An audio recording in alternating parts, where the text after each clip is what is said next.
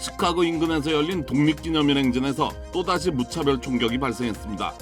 용의자는 건물 옥상에서 총을 난사한 뒤 여장을 하고 도주하다 경찰에 체포됐습니다.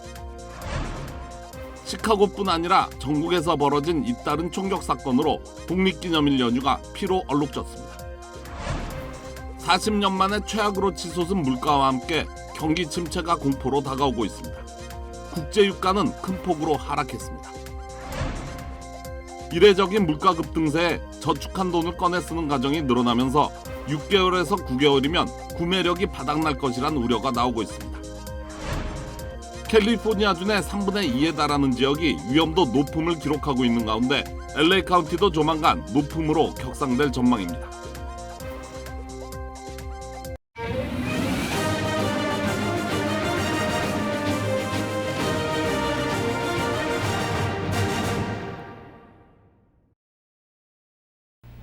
시청자 여러분 안녕하십니까? KBS 아메리카 뉴스입니다. 시카고 인근에서 열린 독립기념일 행진에서 또다시 무차별 총격이 발생했습니다.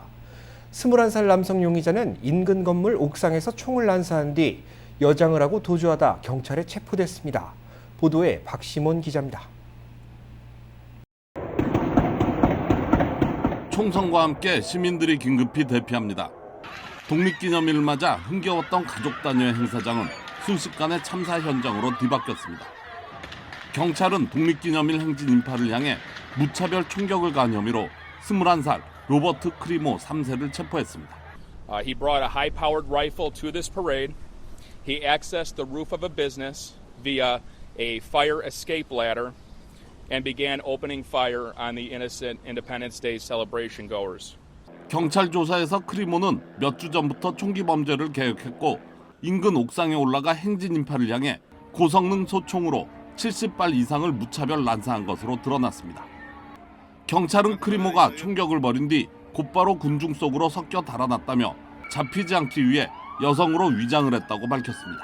During the attack, Primo was dressed in women's clothing, and investigators do believe he did this to conceal his facial tattoos and his identity.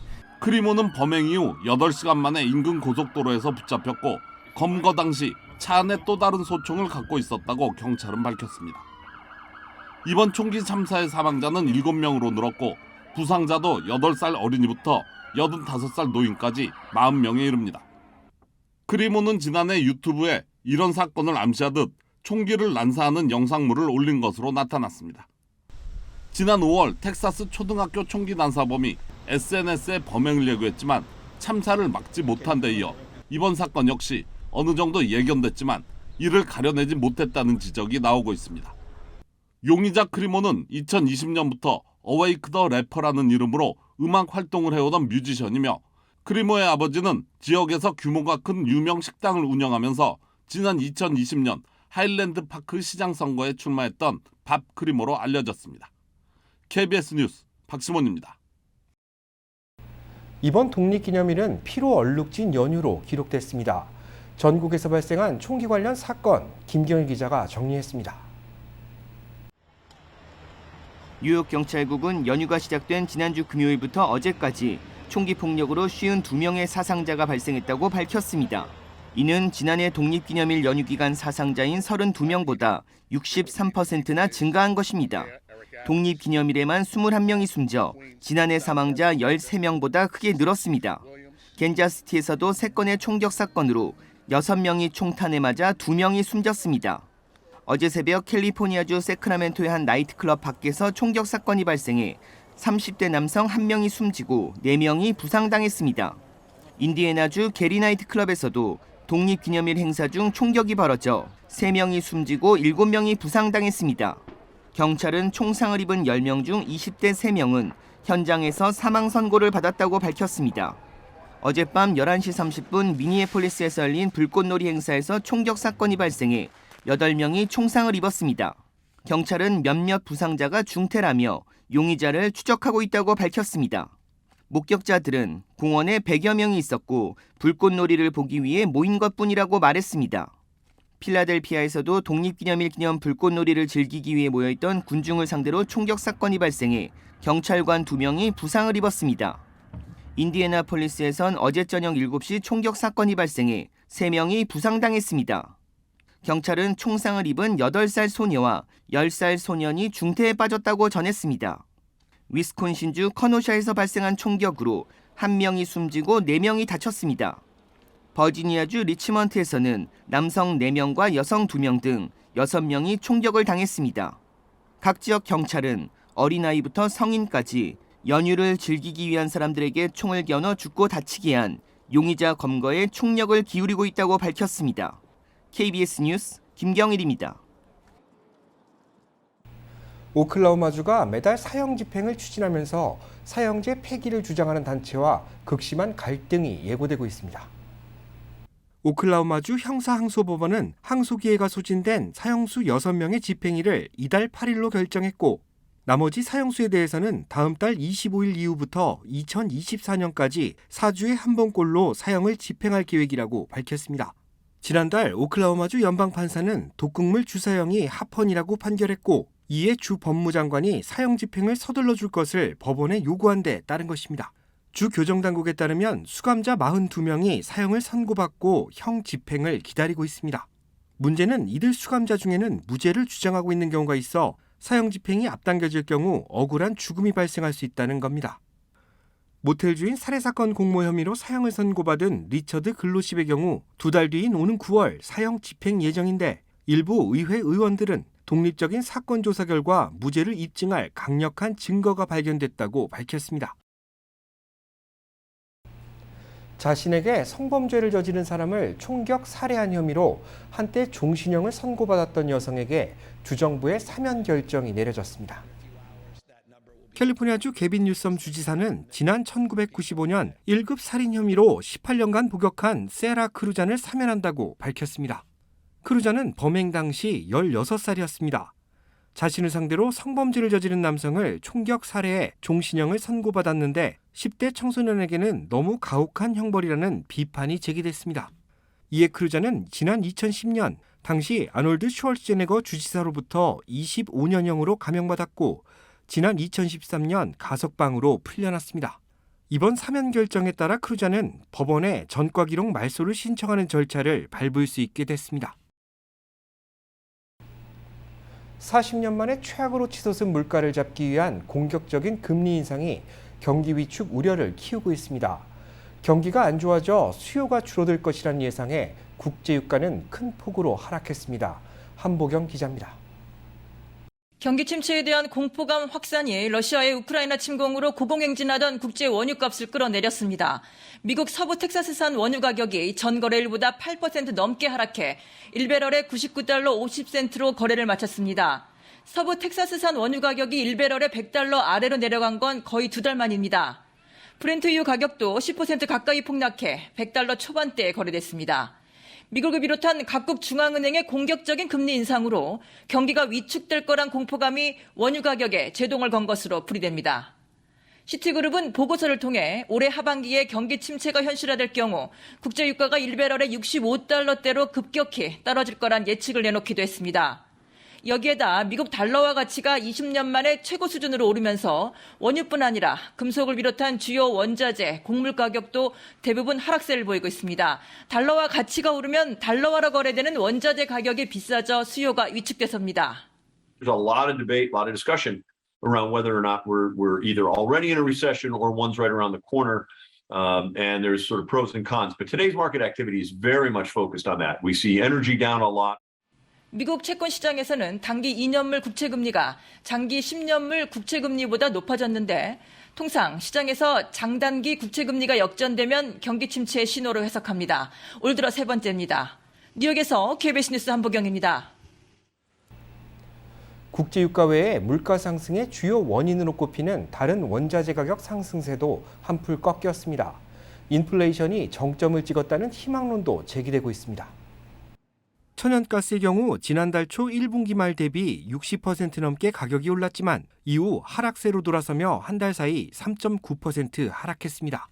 우크라이나 침공 여파로 올랐던 밀과 옥수수 등 곡물 가격은 1분기 말보다 2분기 말에 내렸고 면화 가격도 5월 초 대비 30%가량 내렸습니다.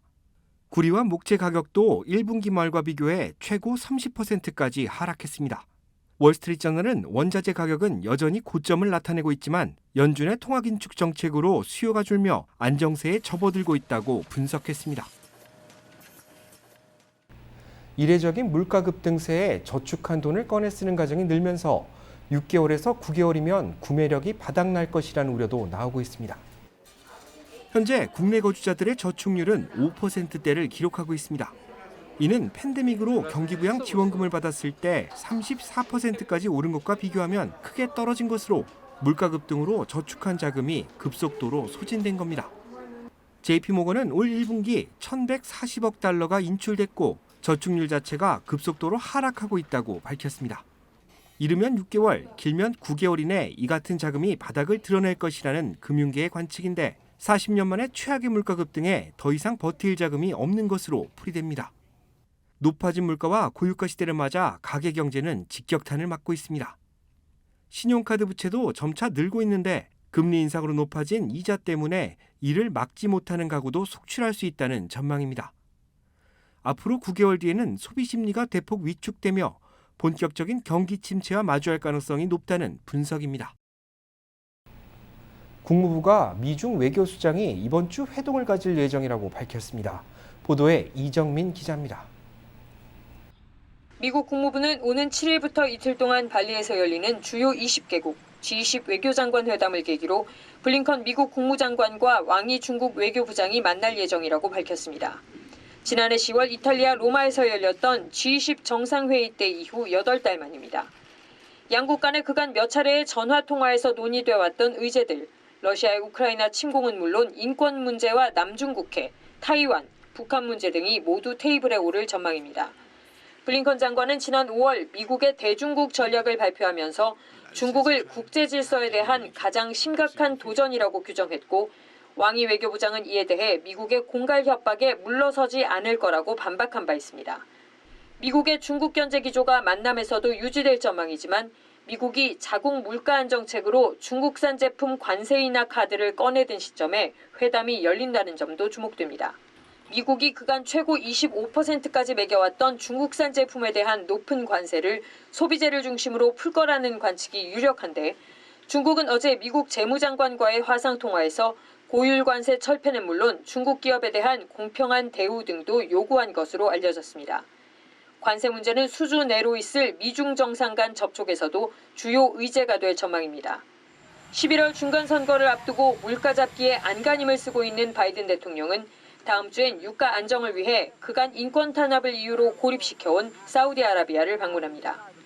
미국이 일단 급한 불이 된 경제 문제 해결을 위해 그간 선을 그어온 나라들과도 일정 부분 협력을 모색하고 있다는 평가입니다. 워싱턴에서 KBS 뉴스 이정민입니다. 캘리포니아주의 코로나 위험 수위가 다시 높아지고 있습니다. 준의 3분의 2에 달하는 지역이 위험도 높음을 기록하고 있는데 LA 카운티도 조만간 높음으로 격상될 전망입니다. 윤범수 기자입니다. 질병통제예방센터 CDC의 3단계 위험도를 카운티별로 분류한 지도입니다. 캘리포니아의 경우 전체 58개 카운티 가운데 38개 카운티가 코로나 위험도 높음을 기록하고 있습니다. 위험도 중간인 카운티는 18개, 위험도 낮음을 기록하고 있는 카운티는 2개에 불과합니다. 지난 30일에는 샌프란시스코와 컨 카운티, 샌 마테오와 남가주 벤츄라 카운티가 추가로 위험도 높음 지역으로 격상됐습니다.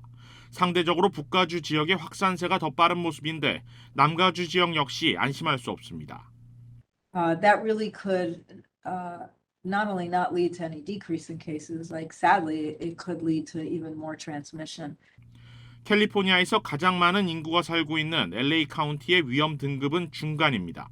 그러나 독립기념일 연휴 사흘 동안 집계된 신규 확진자 수는 15,413명으로 하루 평균 5,000명 선을 넘었고 일주일 평균 양성 판정률도 지난주 12.2%에서 13.7%까지 올라갔습니다.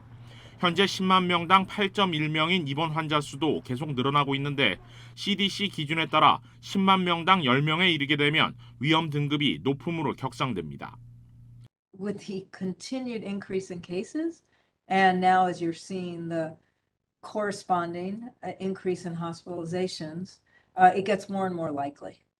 LA 카운티 보건국은 CDC 기준에 따라 카운티 내 위험 등급이 높음으로 격상되면 즉시 실내 마스크 착용 의무화를 다시 시행할 계획이라며 현재 추세대로라면 시기는 7월 19일경이 될 것이라고 경고했습니다. KBS 뉴스 윤범수입니다. 캘리포니아주의 시간당 최저임금을 $18까지 올리려던 방안이 결국 무산됐습니다. 주민들의 무관심으로 충분한 서명을 모으지 못한 것이 이유입니다. 주민 발의안으로 추진되어 온 시간당 최저임금 $18 인상안을 투표에 붙이기 위해서는 주민들의 충분한 서명이 필요한데 주민들의 관심이 적어 마감일까지 서명 정족수를 채우지 못했습니다. 이 캠페인을 추진해온 시민단체 측에서는 결과에 당혹해하면서도 남은 기간 동안 가능한 방법을 동원해 이를 다시 추진하겠다는 입장을 내놨습니다.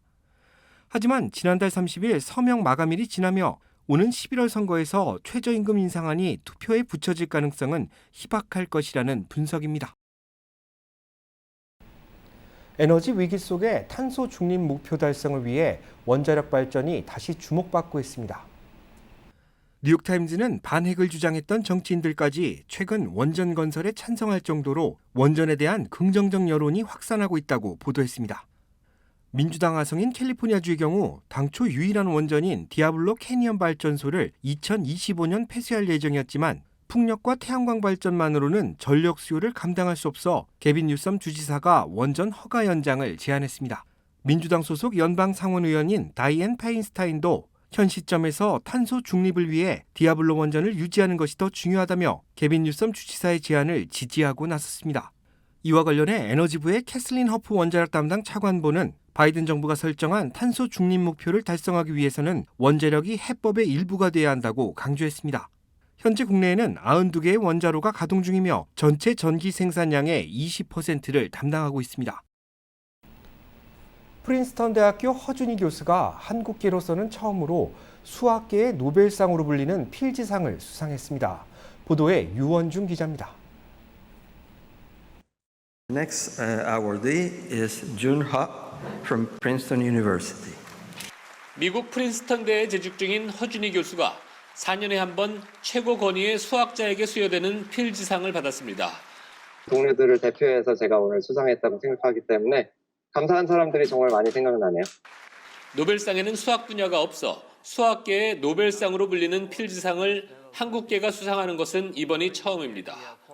젊은 수학자들이 눈부시게 아름다운 결과들을 많이 만들어내고 있고 제가 낸 연구 결과들은 그 중에 아주 일부분이기 때문에 앞으로도 이런 일이 많이 있을 거라고 생각하고 허 교수는 대수기하학에서 많은 업적을 이룬 공로를 인정받았는데 1968년 제기된 수학계의 오래된 난제를 증명해내는 데 성공했습니다. 몇십 년 동안 풀리지 않은 문제는 완전히 새로운 종류의 발상이 필요한 경우가 대부분이기 때문에 다른 어떤 사람도 가보지 않았던 곳에 발을 들인다는 느낌이 정말 끊기 힘든 중독성이 있어서 미국에서 태어난 한국계 미국인인 허 교수는 초등학교부터 대학원 석사 과정까지 한국에서 마친 토종 한국 수학자라는 평가입니다. 허준희 교수는 수학에서 서로 연관성이 없어 보이는 대수기하학이라는 분야와 조합론이라는 분야를 서로 연결시켜서 많은 난제들을 해결할 수 있었던 거거든요. 필지상은 캐나다의 저명한 수학자인 존 찰스 필지의 이름을 따 1936년부터 시상됐습니다. 한국수학계는 국제수학연맹이 지난 2월 한국을 수학 국가 등급 최고 단계로 상향한 데 이어 허준희 교수가 필지상을 수상하면서 한국 수학이 새로운 도약의 계기를 마련했다고 기뻐했습니다. 파리에서 KBS 뉴스 유원중입니다. 우크라이나 루안스크주를 장악한 러시아군이 이제는 도네츠크주에 화력을 집중하고 있습니다. 김기수 기자입니다. 러시아군이 도네츠크주 슬랴반스크와 크라마토르스크에 화력을 집중하고 있습니다. 동부 돈바스의 루안스크주를 완전히 점령한 뒤 이웃한 도네츠크주 장악에 나선 겁니다. 우크라이나군은 도네츠크주의 요충지 슬랴반스크시의 중심부에 러시아군의 포격이 쏟아지고 있다고 밝혔습니다. 러시아군은 지난 4월 돈바스 공세에 나선 뒤 목표물에 엄청난 포격을 가한 뒤 병력을 투입하는 전술을 쓰고 있습니다. Основне це евакуація, у тому числі, щоб не відбувалось таких подій, як чули ми зараз це приліт іде в цивільну інфраструктуру, де йде безпосередня загроза. 한편 스위스 루가노에서 이틀에 걸쳐 열린 우크라이나 재건 회의가 마무리됐습니다. 한국 등 40여 개 국가와 OECD 등은 우크라이나 복원을 위한 7대 원칙을 담은 루가노 선언에 서명했습니다. 참가국들은 우크라이나 재건이 투명하고 민주적으로 이루어질 것이라고 약속했습니다.